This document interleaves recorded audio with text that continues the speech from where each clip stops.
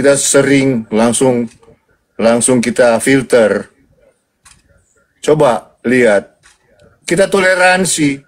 Itu yang misalnya kalau Natalan yang jaga itu siapa? Itu para Bang, kok Muslim. mau curhat bang? Bang, Bukan curhat. jangan curhat. Ini bukan curhat. Jangan selalu negatif thinking dong. Saya cuman kalau apa turunin aja kalau mau bilang saya curhat. Loh, abang mau diskusi sama Bang Zuma, silakan diskusi, jangan curhat gitu. Iya, loh. saya lagi diskusi kok kamu masuk sih. Siapa kamu? Oh iya. Ya udah, jangan curhat lah, Saya jangan bawa hormati Manado. Gurunda Jangan bawa suka saya Manado, hormati. jangan bawa suku juga, nggak usah. Ya Nggak kamu butuh. siapa? Kok Suma itu bagus kok kamu? Itu siapa sih kamu? Apolak-polak nama saya, apolak-polak. Enggak, gua cuma pakai Suma sini. Saya bukan bawa apa, coba. Yang paling toleransi di semua provinsi mana? Bukan Sulut. Ada yang mau bantah? Definisi toleransi itu apa, Pak? Oh malah diskusi. Udah jangan tanya-tanya Apa sih ini? itu. Enggak. Definisi toleransi itu apa? Definisi. Mau ngapain lah nih orang? Ah, Pak Arthur. Iya, Bang, Dinda. Bang Juma, Nggak mohon ngerti maaf dia, saya turun. Ini Ya, ini daripada curhat murid-murid turun aja. Kalian, murid-murid Bang Juma, saya hormati Bang Jangan Juma. dulu lah, biarin dulu dia bentar. Kenapa harus diserang? Saya masuk sendirian kok. Silakan Pak, poinnya apa Iya. Pak? Ya poin saya nggak usah lah untuk mau jelek-jelekin Kristen, mau jelek-jelekin kita di Sulut, di Manado khususnya nggak pernah kayak gitu, nggak akan mempan kayak gitu, beneran. Kalau kalian mau bilang itu curhat, silakan. Semua bisa Nanti nilai aja kok. ke Mama Dede. Nanti ke Mama Dede aja Pak ya. Kalau mau curhat ya. Kita mau cari yang diskusi di ini sini. bukan curhat, ini fakta. Terus itu Pak yang kabur Kalian ini, keluar. kalian mata kalian tertutup dengan fakta yang terjadi di Manado. Pak, yang kabur ke luar negeri itu yang menista Islam bagaimana menurut Bapak? Itu biarin aja dia. Saya dibiarin bicara aja. tentang Manado. Nah, ini nggak imbang ini Pak namanya nih Pak. Imbang lah. Giliran menista Islam Anda nggak bilang biarin aja Pak. Saya hanya mau bicara, Bang Zuma gimana tuh? Iya, Gimana silakan. sih, Saya Bapak? disuruh Lanjut. gini Bang.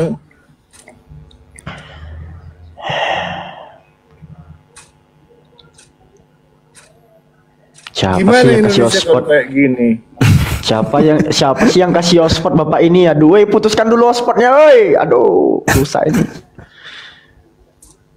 Aduh, Bapak siapa ini? Panggil pulang dulu, Aduh. Pak, Bapak nggak mau turun? Turun ya. Ya silakan kalau mau kasih turun, nggak apa-apa. Pak Juma mau nanggapi. Iya, tanggapan saya sama tadi. Kita hadir di sini ya karena dari pihak sebelah coba untuk main api. Justru Islam itu datang, apologet Islam itu datang untuk menyiram api itu. Ketika mereka nyamar-nyamar Islam, Bibelnya penuh dengan istilah Islam, ya, untuk supaya meredam kemarahan umat Islam, apologet Islam hadir untuk menjadi wakil bagi umat Islam. Sehingga umat Islam yang harusnya kemudian mereka marah, murka, itu bisa merasa adem karena terwakilkan. Maka kami di sini membahas dua arah. Bisa bahas Quran silakan, bahas Bible juga silakan. Tapi yang perlu dipahami oleh orang Kristen, maafkan kami, karena Al-Quran kami itu membahas kalian. Al-Quran kami membahas kitab kalian. Al-Quran kami membahas sifat-sifat karakter-karakter kalian. Jadi, karena Al-Quran itu adalah hak kepunyaan kami umat Islam dan negara ini tidak membatasi kami umat Islam untuk memberikan sesuatu warna terhadap diri kami dengan agama kami, maka negara menjamin, maka adalah hak kami berbicara tentang apa yang ada di dalam Al-Quran. Nah, salah satu yang dibahas oleh Al-Quran adalah orang-orang kafir. Jadi kalau kami bahas Bible, itu artinya kami sedang menguraikan isi Al-Quran. Seibarat orang yang hidup di reformasi, ketika mereka membahas tentang keindonesiaan mereka, atau bicara mengenai status mereka sebagai warga negara, dan hubungannya dengan ketatanegaraan, maka itu sama halnya mereka sedang membahas tentang pra-kemerdekaan dan setelah kemerdekaan. Lalu kemudian mereka sedang membahas Orde Lama, Orde Baru. Itu boleh. Seibarat Anda sebagai pemegang kitab perjanjian lama, baru, boleh membahas kitabnya agama lain. Kitabnya agama Yahudi, boleh. Bahkan kalian boleh memberikan cap paten kepada kitabnya orang Yahudi yang justru perjanjian baru kalian sebutkan dengan sebutan perjanjian lama. Itu penyakit itu. Tapi kalau kami, ya kami masih menyebut kitab kalian itu sebagai pemberitaan yang oleh Islam dikatakan sudah bercampur aduk dengan kebenaran. Tuh, jadi kami tetap menghargai, kami tidak sedang menghina atau menghujat. Jadi ketika umat Islam berbicara mengenai kekristenan, seibarat umat Islam mengatakan ini warna putih, putih ya putih, ini hitam, hitam ya hitam, merah merah. Tidak sedang menghina, mengatakan merah kepada yang coklat, mengatakan biru kepada yang kuning, enggak. Umat Islam berbicara hitam-hitam, putih-putih, kuning-kuning, merah-merah. Itu tak pernah umat Islam itu berbicara yang lain. Contoh, ketika berbicara mengenai Yesus palsu atau Kristus palsu, Paulus sendiri mengatakan dengan sangat jelas. Jadi orang Kristen ini nggak usah sakit hati. Kenapa saya katakan orang Kristen ini nggak usah sakit hati? Karena Paulus sendiri mengatakan bahwa ada Yesus palsu. Paulus itu yang mengatakan itu. Bahkan kalau lebih jauh kita melihat pengakuannya di dalam misalnya di dalam di dalam pengajarannya beliau 2 Korintus 11 ya, 2 Korintus 11 teman-teman, nomor 4 nomor 5 Paulus mengakui bahwa ada Yesus yang palsu. Sebab kamu sabar saja jika ada orang datang memberitakan Yesus yang lain, tuh Yesus yang lain. Berarti memang ada dua Yesus, nggak bisa tidak. Karena Paulus memberikan indikasi kuat. Paulus mengatakan 2 Korintus 11 nomor 4 nomor 5, sebab kamu sabar saja jika ada orang datang memberitakan Yesus yang lain daripada Yesus yang telah kami beritakan, atau memberikan kepada kamu roh yang lain daripada yang telah kamu terima, atau Injil yang lain daripada yang telah kamu terima. Apa kata Paulus? Tetapi menurut pendapatku sedikit pun aku tidak kurang daripada rasul-rasul yang tak ada taranya itu. Paulus mengatakan ada Yesus lain, ada Injil lain. Jadi kalau Al-Quran mengatakan diserupakan, Al-Quran jangan disalahkan. Ketika Al-Quran mengatakan ada Injil yang bukan Injil, ya mereka kemudian mencampur adukkan, jangan salahkan Quran. Jadi kalau Al-Quran mengatakan wa ma qatalu wa ma salabu walakin syubbiha lahum, mereka tidak membunuh Nabi Isa, tapi yang dibunuh adalah yang lain yang diserupakan dengannya. Paulus memberikan kemudian klarifikasi tentang itu. Apa itu? Lebih awal dia menyatakan bahwa ada Yesus lain. Nah, Yesus yang asli pun mengatakan ada Yesus lain. Jadi jangan pernah menyalahkan Islam. Jangan pernah menyalahkan apologet Islam kalau membahas tentang kekristenan. Kenapa? Karena Al-Quran hanya merupakan buah dari hasil yang kalian tanam dari sejak semula. Al-Quran datang meluruskan apa yang kalian bengkokkan. Kalian melarang kami membahas, kenapa kau katakan ada dua Kristus? Oh, Paulus sendiri mengatakan ada dua Yesus kok. Apa buktinya? Ya silakan Anda baca kitab saudara 2 Korintus 11 nomor 4 nomor 5, ada dua Yesus. Ada Yesus yang diberitakan oleh Paulus, dan ada juga Yesus lain yang tidak diberitakan oleh Paulus. Begitu juga Yesus. Yesus juga mengatakan hal demikian. Waspadalah kepada Yesus palsu. Berarti Al-Quran salah nggak? Nggak salah. Makanya Al-Quran datang mengatakan hitam-hitam, putih-putih, coklat-coklat, nggak pernah kemudian berselisih. Tidak sama seperti orang Kristen. Maaf sederhananya. Kalau Kristen dikatakan hitam, orang Kristen mengatakan putih. Contoh, ketika Yesus mengatakan apabila ada orang berseru bahwa di padang gurun ada Kristus, dalam bil ada Kristus, jangan kau percaya. Nah, orang Kristen ditanya, apa nasihat Yesus? Percaya atau jangan percaya? Orang Kristen mengatakan apa? Percaya. Itulah anehnya. Maria melahirkan manusia atau Tuhan? Manusia katanya.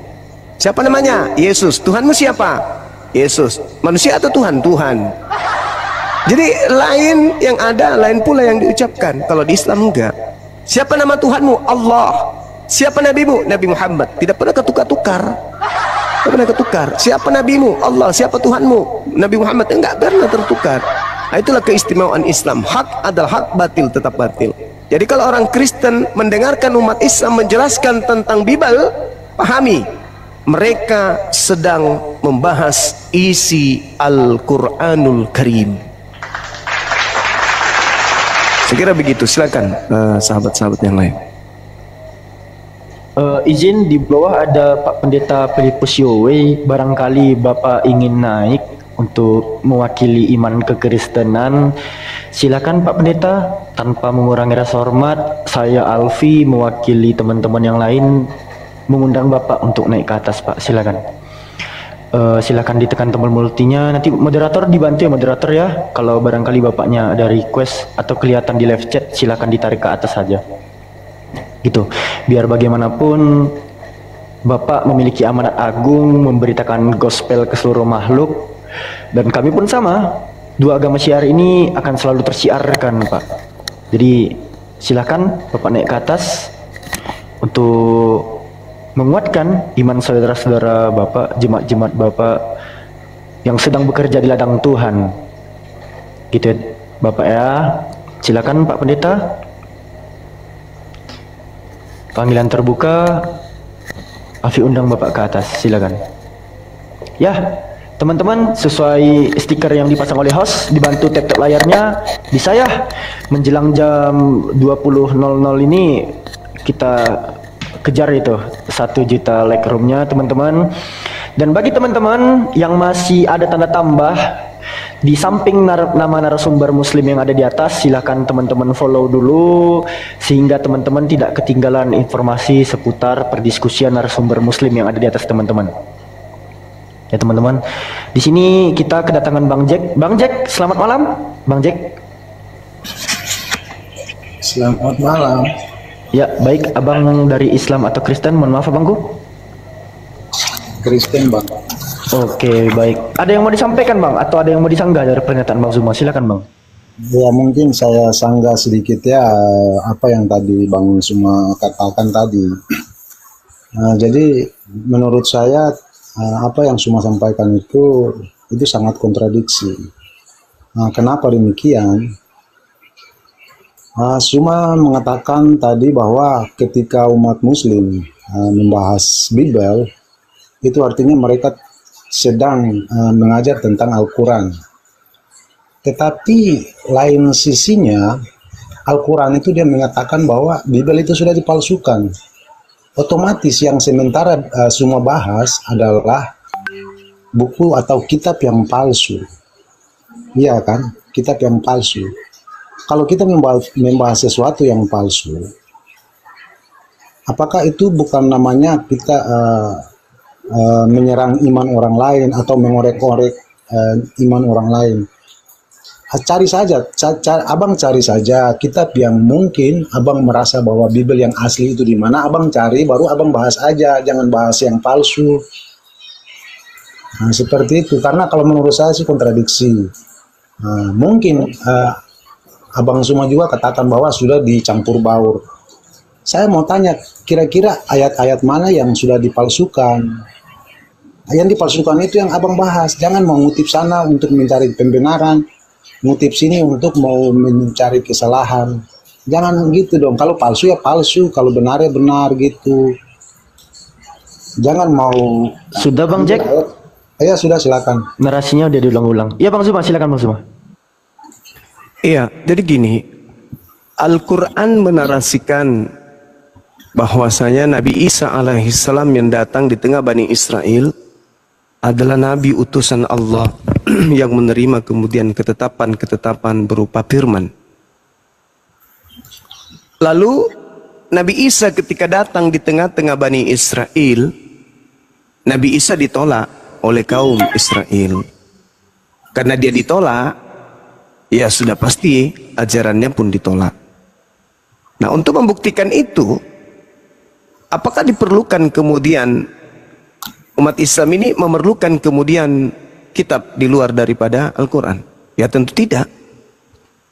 Lalu kenapa membahas Bible? Karena orang Kristen ini diperintahkan untuk menjadikan umat Islam, bangsa lain di luar daripada Kristen, untuk menjadi pengikut Yesus Kristus Yesus. Saya bisa tanggapi, Bang.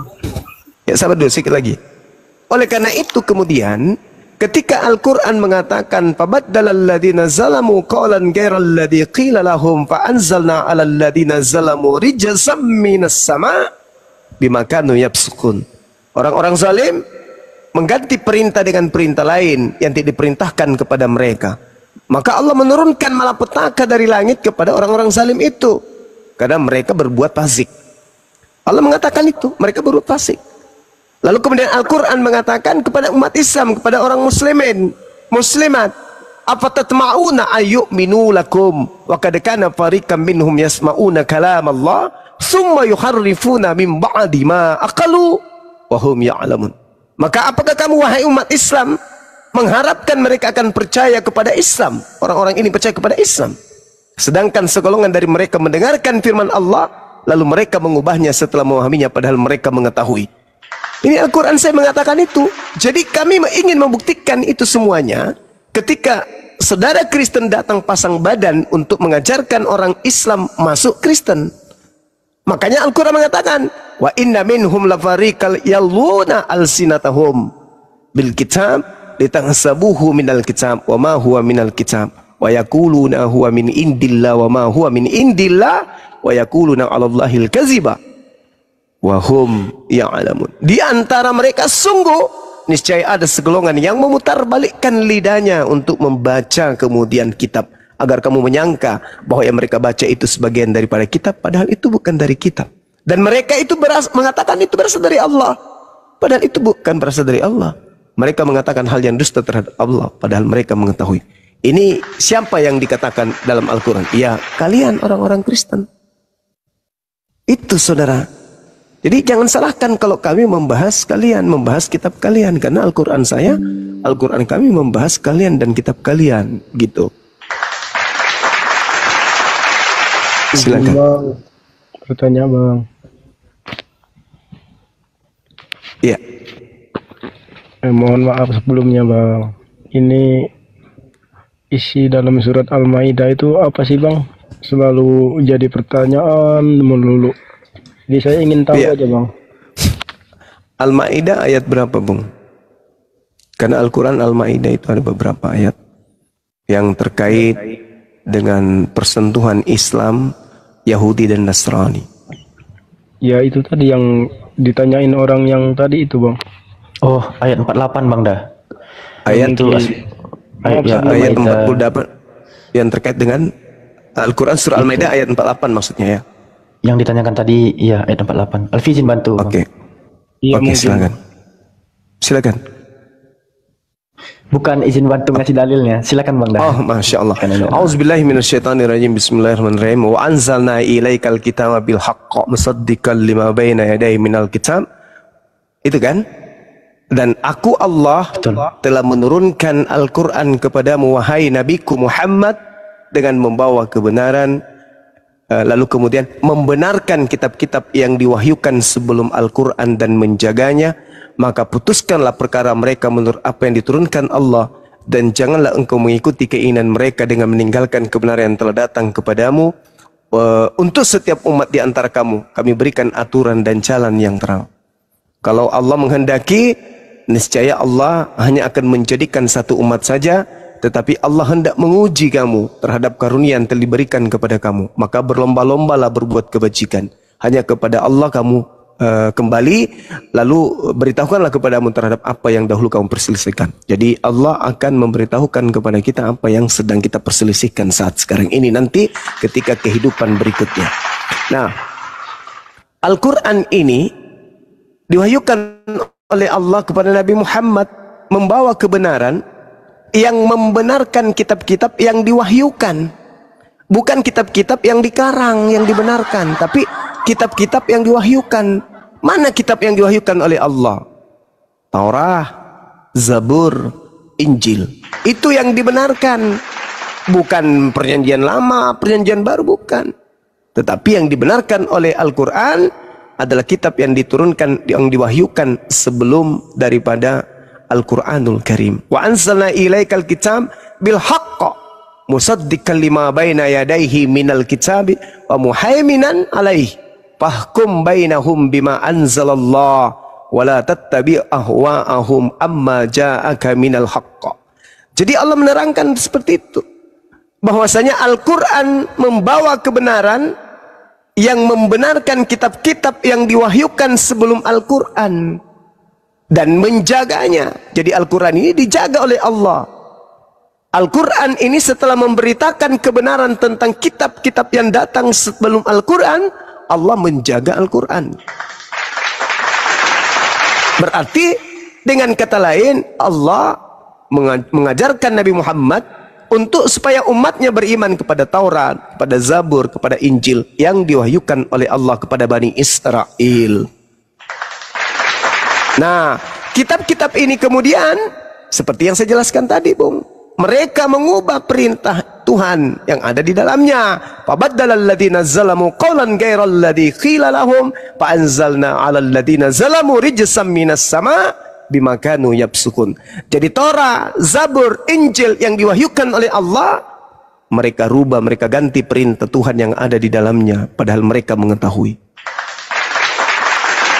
Nah, sehingga ketika informasi ini datang, ya Al-Quran harus membuktikan dong, umat Islam harus membuktikan bahwa ada buku-buku yang mengatasnamakan firman Tuhan tapi bukan firman Tuhan. Alhasil muncullah kitab-kitabnya orang Kristen.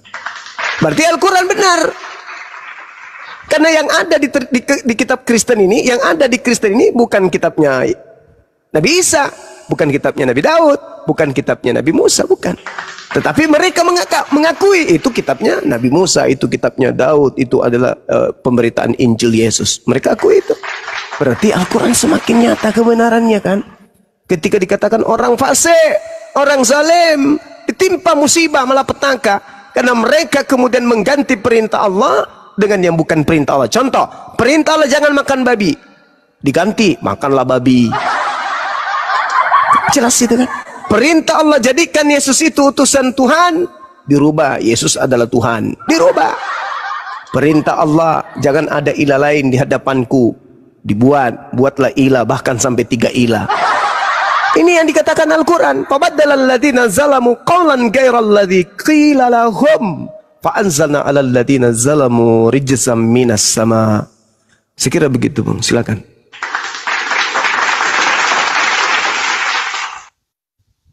Ada lagi pertanyaan Saudara Ardiansa? Dari sekte mana ini Ardiansa ini? Woi.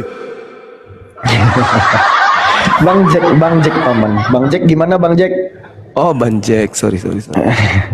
Bang Jack buka mic ya Bang Jack. Iya, makanya itu memang dari tadi Abang Suma selalu menyampaikan panjang dan lebar. Saya masih katakan bahwa semua itu kontradiksi, karena apa yang Bang Suma katakan itu Bang Suma tidak mengingat kalimat-kalimat uraian-uraiannya itu sendiri. Kalau memangnya Al-Quran itu dia untuk menyempurnakan kitab-kitab sebelumnya, Taurat, Zabur, dan Injil, lalu kenapa setiap ada perdebatan atau setiap buka koma, Abang Suma selalu mengutip-ngutip ayat-ayat yang sudah palsu? Itu yang dari tadi saya menyimak, itu memang banyak sekali kontradiksi. Jadi satu lagi, ketika Abang Suma juga mengutip ayat itu, pergilah ke semua bangsa dan jadi murid. Nah itu yang memang di ayat kami, di kitab kami dia mengajarkan, ya kami harus mengimani itu dan kami melaksanakan, bukan dengan paksaan, itu dengan cara menginjil. Ya kan, ya kami menjalankan itu. Sama juga halnya dengan kitabnya Bang Suma. Apa yang Bang Suma jalankan itu, apa yang Bang Suma mengajarkan, ya Bang Suma mengajarkan seperti itu. Jangan saling mengklaim bahwa yang ini saya punya benar, ya, mereka punya salah, atau yang palsu gini. Ya kita saling mengimani saja, gitu Bang. Jadi memang saya akui Bang Suma memang, tapi cuman banyak yang kontradiksi. Kadang Bang Suma sudah berbicara terlalu panjang lebar, tidak mengingat lagi kalimat-kalimat yang sudah. Nah, mungkin itu dari saya. Oke, jadi tidak ada yang kontradiksi, Bung. Tidak ada yang kontradiksi. Anda saja yang menganggap kitab Anda itu sebagai firman Tuhan.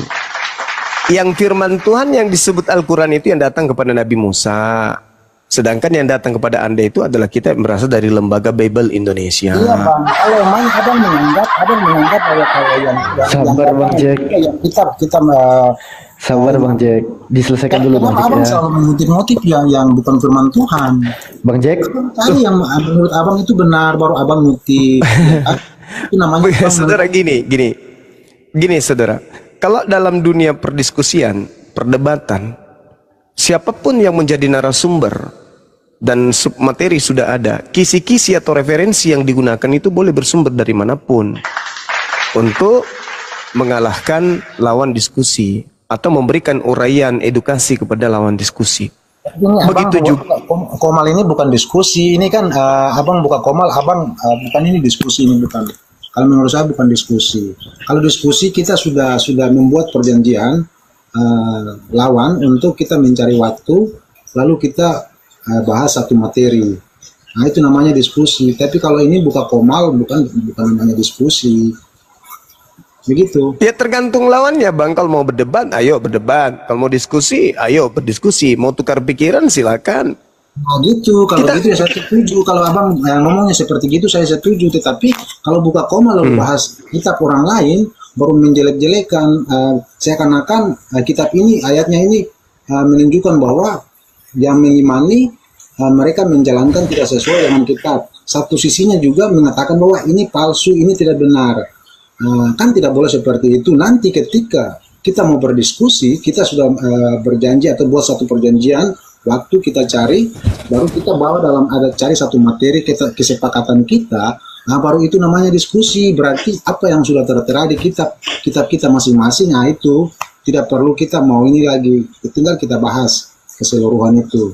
Tapi kalau misalnya masih seperti begini, ini bukan diskusi. Makanya kalau mau buat Komal, gimana ya buat Komal lalu kita bahas, kita punya iman sendiri, gitu. Bukan begitu, saudara. Jadi bukan begitu. Silakan Anda mencari kelemahan di Islam. Kalau kami tidak perlu mencari kelemahan di Kristen, karena Kristen itu berdiri di atas pondasi yang lemah. Contoh, ketika orang Kristen menuhankan Yesus, Yesus bukan Tuhan, itu jelas itu. Menurut siapa? Menurut Yesus itu sendiri. Bentar Bang, minta maaf. Itu yang dari tadi saya katakan bahwa janganlah, itu kan iman kita. Jangan intervensi. Bagaimana ceritanya? Kita kan berdiskusi nih Bang, tukar pikiran tentang iman.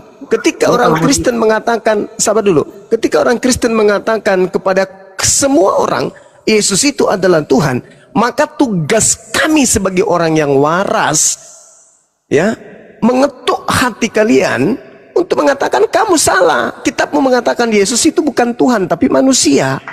Apakah itu salah? Mengingatkan saudara sendiri untuk kemudian jangan gila permanen di saat mereka mengatakan Yesus itu adalah Tuhan, tapi Yesus sendiri mengatakan tidak, aku adalah anak manusia. Maka buat apa kita berdiskusi kalau tidak membuahkan hasil positif untuk kedua belah pihak? Yang jadi permasalahan sekarang ini adalah bersediakah orang Kristen menerima kebenaran itu? Kalau tidak bersedia, jadinya debat kusir. Karena orang Kristen akan emosi, ngamuk, karena ternyata musuh terbesarnya adalah Yesus. Musuh terberatnya adalah Bible itu sendiri. Dan apesnya yang menerangkan tentang itu adalah orang Islam yang menjelaskan kitab Kristen terhadap orang Kristen. Kenapa?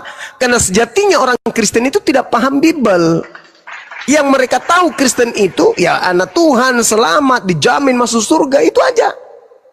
Mereka tidak tahu Bible orang Kristen itu. Bahkan selevel pendeta pun tidak tahu Bible itu apa. Saya bisa jaminkan itu. Saya bisa yakinkan Anda, seorang pendeta pun tidak ngerti apa maksud di dalam Bible itu sebenarnya. Gak ngerti mereka. Kenapa orientasinya berbeda, Bung? Orientasi belajar Bible bukan mencari kebenaran, tapi orientasi mengkaji, orientasi untuk menjelaskan atau menguraikan data-data di Bible, ya itu hanya untuk kepentingan sesaat. Mau bukti? Apa kepentingan yang diajarkan oleh pendeta itu adalah keselamatan kekal? Mana dalilnya? Menjadi Kristen dapat keselamatan kekal? Ada? Nggak ada. Sampai kuda kemudian bertelur, tidak akan pernah Anda temukan untuk selamat harus jadi Kristen. Itu nggak ada.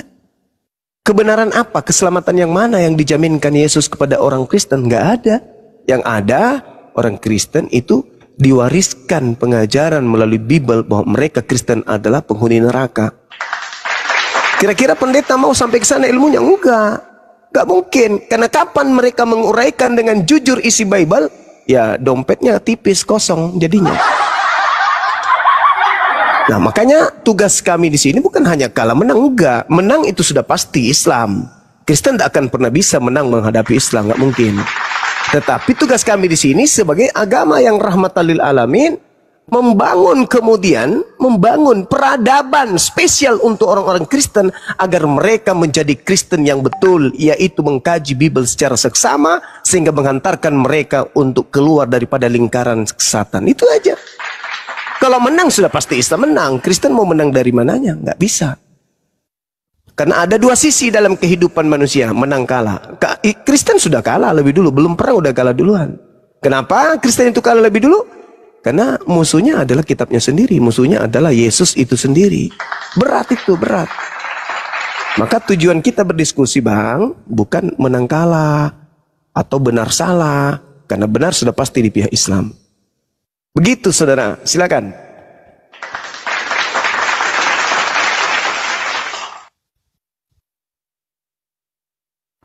Oi, Bang J, jangan ngopi Bang J, jangan tidur. Kalau mau, iya memang kalau orang Kristen itu prinsipnya itu tidak pernah cari pembenaran, tidak pernah. Tapi orang Kristen bagaimana cara untuk menunjukkan kebenaran itu? Kalau ya Abang Suma, memang saya akui Abang Suma itu orangnya cerdas, memang benar, orangnya cerdas. Tapi ada satu sisi kelemahan dari Bang Suma itu, saya selalu minta maaf Bang Suma, saya selalu ikuti memang. Komanya Bang Suma, setiap debat saya tuh selalu ikuti. Memang orang Kristen itu sulit ya mau ini dengan Bang Suma.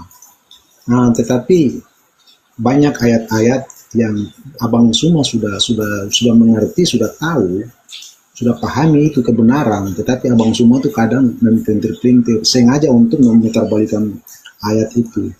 Padahal saya tahu Abang Suma ini orang contoh Bang,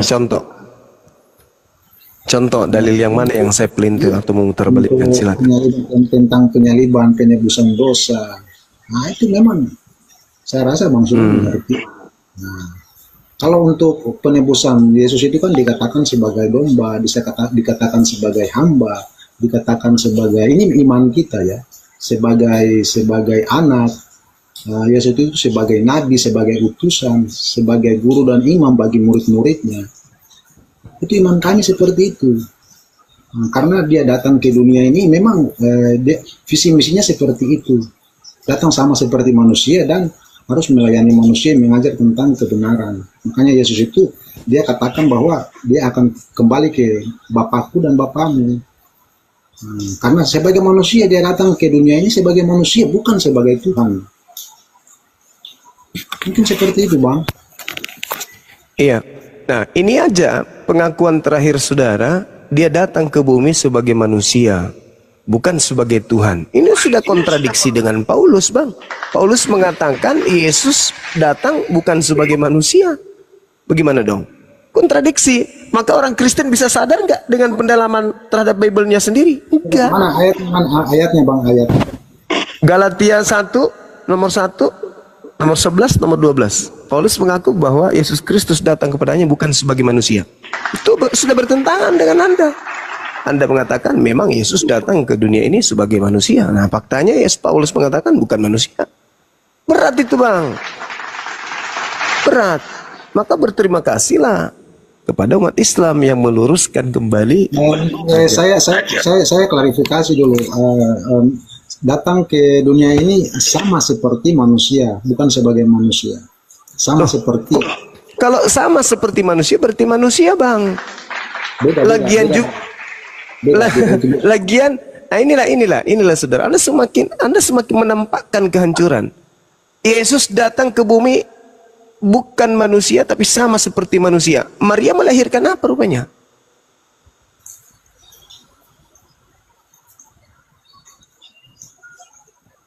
Berat Kristen itu, berat Bang. Kristen itu berat, musuh terbesarnya itu Bible.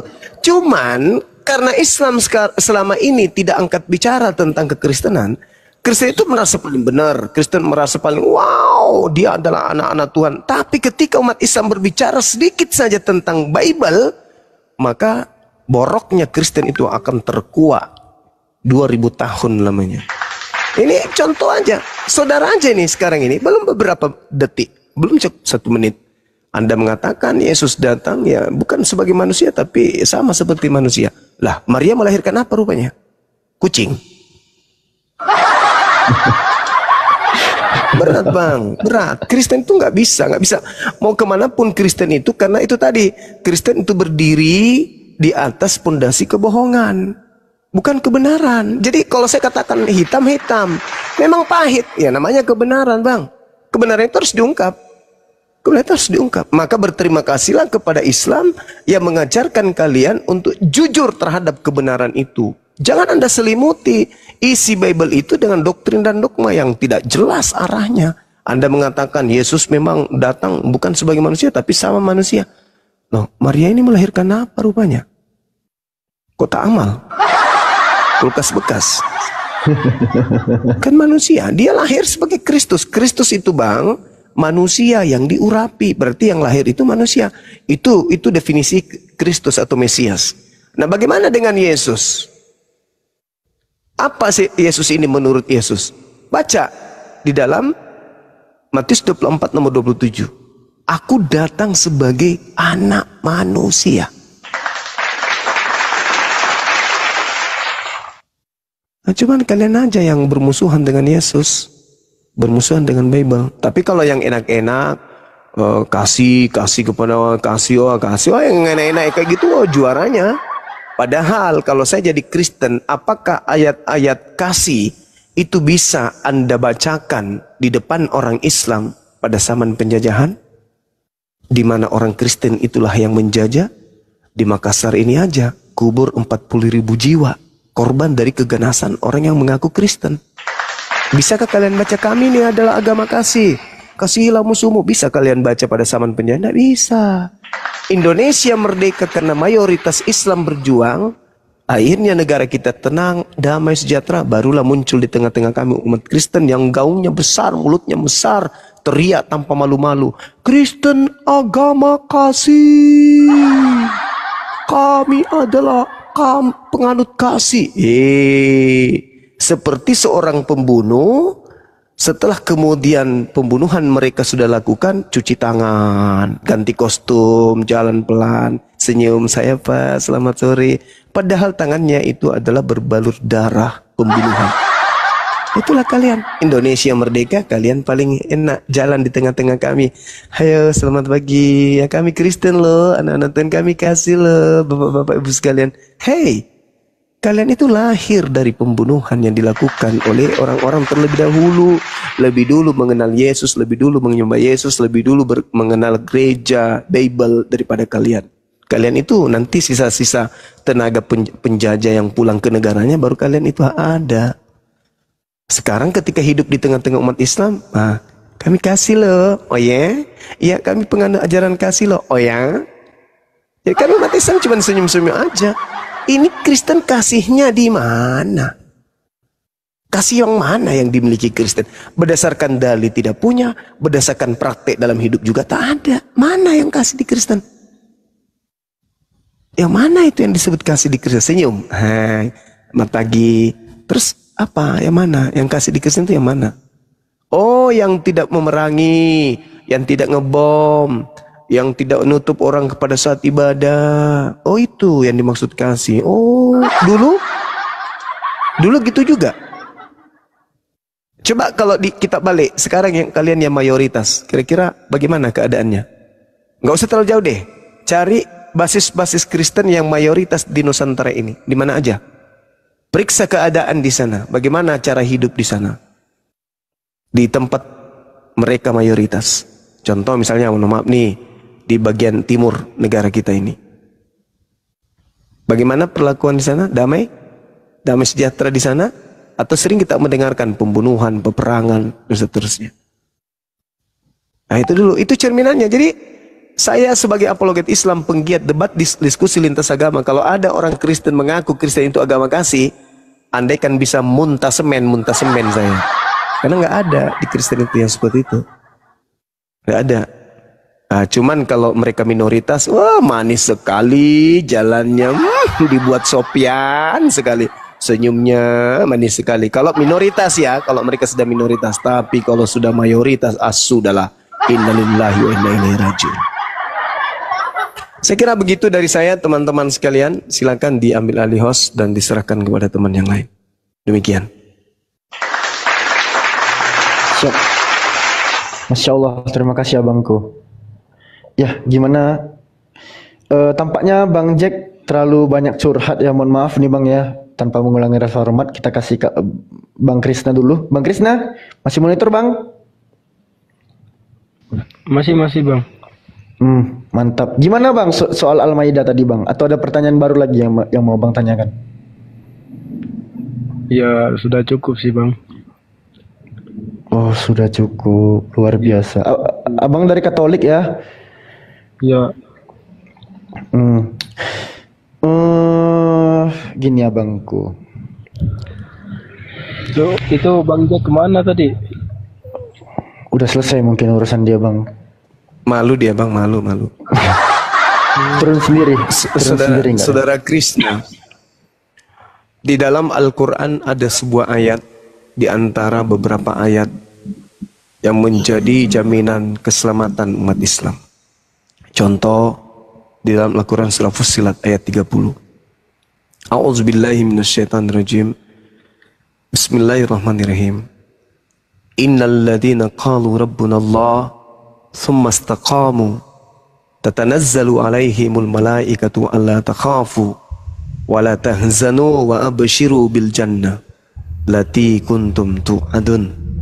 Sesungguhnya manusia, orang-orang yang berkata Tuhanku adalah Allah, kemudian mereka meneguhkan ucapannya itu dengan perbuatan, mereka meneguhkan pendirian mereka dengan ucapannya, maka apa kata Quran? Bergembiralah dia dengan janji surga yang telah dijanjikan oleh Allah kepadanya. Jadi Al-Quran mengatakan innal ladzina qalu rabbuna Allah, barang siapa yang mengucapkan Tuhanku adalah Allah, kata Allah, wa abshiru bil jannah, bergembiralah dia, bergembiralah kamu dengan memperoleh surga yang telah dijanjikan kepadamu. Allahu Akbar. Ini jaminan di dalam Al-Quran. Begitu juga ketika berbicara mengenai Al-Quran surah Al-Mu'minun, Allah Subhanahu wa ta'ala memberikan jaminan yang sangat luar biasa, dan jaminannya itu bukan hanya sekedar jaminan biasa, malah mereka diberi warisan, dan kalau yang disebut warisan itu tidak akan pernah jatuh kepada yang bukan pewaris. Nah, Al-Quran menjelaskan, Bismillahirrahmanirrahim, qad aflahal mu'minun, sungguh beruntunglah orang Islam itu. Orang Islam yang dikatakan di sini, orang mukmin.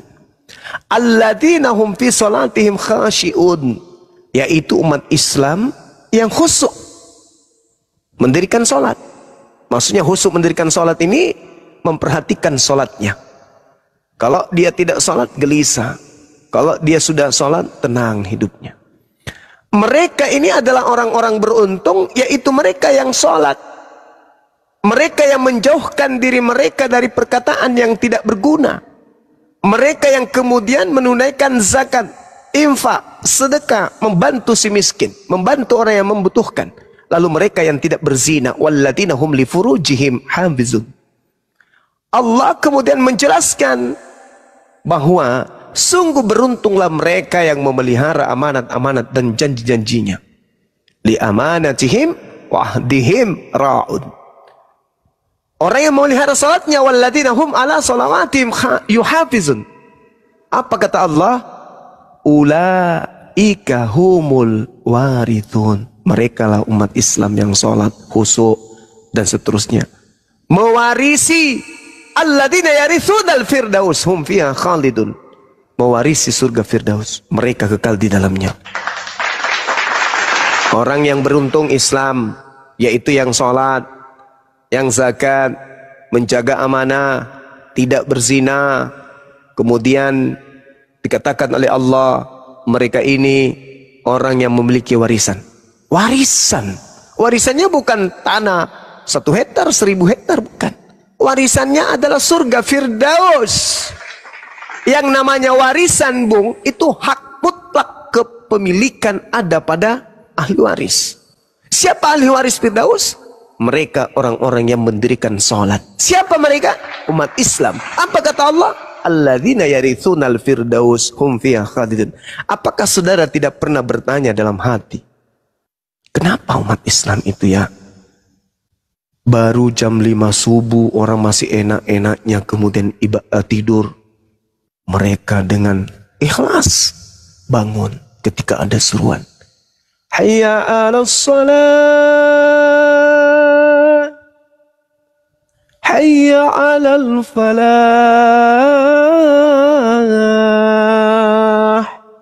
Dinginnya subuh tidak menghentikan kemudian niatan mereka untuk sujud beribadah kepada Tuhannya. Orang lagi tidurnya, mereka jalan ke masjid. Di masjid apa? Di situ ada sesuatu yang luar biasa? Enggak. Apakah ada tontonan di sana? Enggak juga. Atau mungkin ada patung yang bisa mendekatkan manusia kepada Tuhan? Enggak ada. Tempatnya kotak, di dalam tidak ada yang istimewa. Ada hanya mimbar, jam dinding, kalender, tempat wudhu, sejadah. Lalu kenapa mereka berbondong-bondong ke sana? Karena di sana mereka menjadi nyaman untuk beribadah, berinteraksi, bercakap-cakap, mengadu kepada Tuhan pencipta langit dan bumi. Setelah itu balik ke rumah. Nanti belum seberapa waktu, Allahu Akbar, Allahu Akbar. Allahu Akbar, Allahu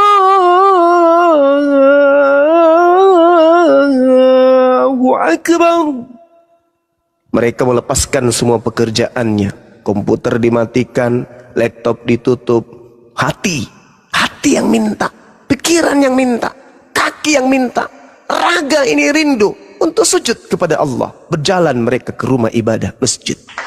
Sujud lagi mereka, mengadu kepada Tuhannya. Di sana nggak ada televisi besar, hari kita nonton sepak bola, nggak ada. Mereka ke sana mendengarkan petua-petua, habis itu balik lagi ke rumah, balik lagi ke aktivitas. Belum juga selesai melakukan pekerjaan yang harusnya tuntas saat itu, kembali lagi. Asyhadu anna Muhammadar Rasulullah. Lepaskan pekerjaan, tanggalkan semuanya, keduniawian tertutup sudah, melangkah mereka menuju rumah ibadah. Apa yang mereka lakukan? Tadi sudah, sekarang pergi lagi, sebentar pergi lagi, maghrib pergi lagi. Belum juga nonton baik-baik, bunyi lagi. La ilaha illallah. Jalan lagi mereka. Apakah itu dilakukan hanya sekali? Sehari? Seminggu? Sebulan? Setahun? Enggak. Selama napas dalam tubuh, selama ruh belum berpisah dengan jasadnya, mereka akan senantiasa gembira ria, ikhlas mencari ridha Allah. Salat, Allahu Akbar, Allahu Akbar, Allahu Akbar, Allahu Akbar. Itu yang mereka lakukan. Dan kalau Anda melihat sekiranya Anda bisa naik terangkat ke langit, Anda melihat pergerakan umat manusia keturunan Adam dari aspek dinul Islam yang mereka menganut agama Islam, Anda akan melihat saban detik mereka akan berjalan trek ke suatu tempat, melakukan gerakan yang sama, sujud berdiri, sujud berdiri, sujud berdiri, habis itu pulang, begitu lagi, begitu seterusnya, seibarat bunga yang mekar, tertutup, mekar, tertutup lagi, mekar lagi, tutup. Itulah cerminan manusia di atas muka bumi ini. Andai saja seluruh manusia di atas muka bumi ini Islam, maka gerakan itu akan muncul di atas permukaan bumi yang nampak dari atas. Dari segi ibadah sudah memperlihatkan damai sejahtera. Nah, mereka kenapa melakukan itu, Bung? Siang malam, malam siang, tak henti-hentinya mereka beribadah. Padahal mereka jauh dari Nabi Muhammad. 1400 tahun silam pondasi itu diajarkan. Kemudian apakah mereka layu untuk tidak melakukan itu? Enggak, tetap mereka bersemangat. Apa rupanya yang mereka kejar? Oh, rupa-rupanya mereka mengejar ridha Allah. Apa itu? Ulaika humul warithun alladzina yarithunal firdaus hum fiha khalidun. Kaidah di dalam berislam itu adalah umat Islam itu memiliki dua rumah. Rumah yang ada di dunia dan rumah yang ada di akhirat. Logika sehat, rumah mana yang dipercantik kira-kira? Rumah yang jelas-jelas mau ditinggalkan atau rumah yang akan kita tuju? Umat Islam itu menggunakan dalil akal, nakli akal, akalnya yang digunakan. Maka mereka poles lantai dari rumah mereka, mereka poles kemudian istana mereka yang ada di sana. Dengan apa? Dengan ibadah-ibadah mereka. Sehingga mereka ketika meninggalkan rumah yang lama, sudah ada istana yang menunggu. Ad-dunya sijnul mu'min wa jannatul kafir. Dunia ini hanya penjara bagi orang mukmin dan surga bagi orang-orang kafir. Makanya orang kafir itu ya ibadahnya sekali seminggu, itu pun tak ada perintah. Kalau Anda ingin kemudian bebas seperti kera, tinggalkan Islam. Tidak ada perintah lagi. Di luar Islam itu nggak ada perintah. Wahai orang-orang kafir, sholatlah, nggak ada. Wahai orang kafir, puasa, zakat, nggak ada. Pokoknya kalau Anda ingin hidup di dunia ini sama seperti kera, hewan, binatang yang lain, maka jangan menjadi Islam. Jangan. Tapi kalau Anda ingin terpimpin, Anda ingin satu komando, Anda ingin dicintai oleh pencipta langit dan bumi, solusinya hanya satu, dinul Islam. Kul in kuntum tuhibbunallah fattabi'uni yuhibbukumullah wa yaghfir lakum dzunubakum wallahu ghafurur rahim. Kalau ingin dicintai pencipta langit dan bumi, ingin dosa-dosamu dihapuskan oleh pencipta langit dan bumi, maka ikut satu barisan dengan baginda Rasul Muhammad SAW. Itu umat Islam tuh. Makanya dikatakan qad aflahal mu'minun, beruntunglah orang beriman itu. Kenapa mereka beruntung? Karena mereka lebih mengedepankan kehidupan dunia, kehidupan akhirat daripada kehidupan dunia. Nah sekarang, wah umat Islam itu sibuk sholat. Tengok dong orang Kristen. Kenapa rupanya orang Kristen? Dia yang menemukan ini, dia menemukan itu, dia menemukan HP, dia menemukan listrik, dia menemukan komputer, dia sibuk terus temukan. Ya sudah, Allah pencipta langit dan bumi menciptakan alam semesta ini beserta apa yang ada di atasnya.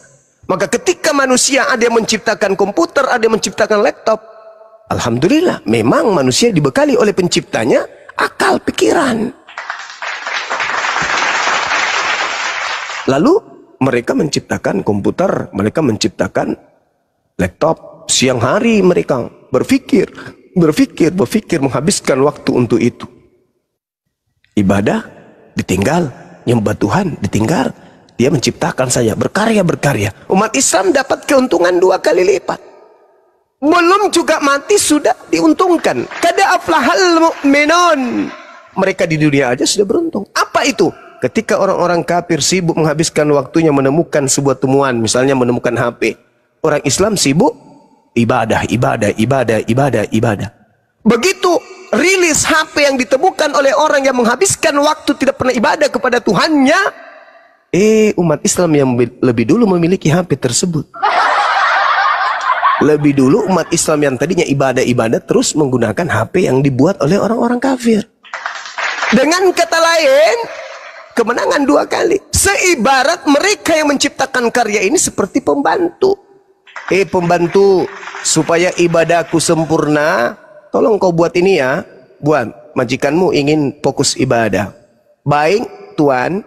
Begitu selesai umat Islam ibadah, muncul HP tipe baru dari Samsung, dari merek-merek yang lain. Habis itu umat Islam beli. Umat Islam kena 2 kali untungnya. Ibadahnya jalan, mereka juga menggunakan fasilitas duniawi. Akhiratnya lebih utama, tetapi dunianya tidak keteteran. Nah, itulah hebatnya umat Islam. Tapi kemudian ketika 2 oknum ini meninggal, umat Islam dan umat di luar Islam mati, apa bekal mereka kembali kepada Tuhannya? Ke ayah, dek narak kepeng, kok narak kepeng, dek narak, nggak ada. Tapi kalau umat Islam kembali di dunia, mereka sudah dapat, kemudian matinya mereka mendapatkan keuntungan karena mereka beribadah kepada Tuhan yang betul. Jadi kembali kepada pembahasan kita ini, saudara, Islam itu ada warisan kepada mereka yang beragama Islam. Di Kristen ada warisannya juga. Di mana warisan Kristen tertulis? Matius 7 nomor 22 nomor 23. Matius 23 nomor 22, 23, 24, 25, 26 sampai kepada 36. Apa itu warisannya? Neraka. Bagaimana mungkin engkau akan meloloskan kemudian dirimu dari api neraka? Yesus pun mengatakan hal yang sama. Pada hari terakhir nanti orang akan berseru kepadaku, Tuhan, Tuhan. Bukankah kami Kristen bernubuat pakai namamu? Kami Kristen bermujizat pakai namamu. Kami Kristen mengusir setan pakai namamu. Pada saat itulah kemudian aku, Yesus Kristus, akan berterus terang kepada mereka. Enyahlah daripadaku, aku tidak mengenal kalian. Kalian semua adalah pembuat kejahatan. Pertanyaannya, jadi selama ini yang mereka sembah Yesus Kristus, yang mereka pakai namanya Yesus Kristus, kemudian ngobatin orang, bermujizat,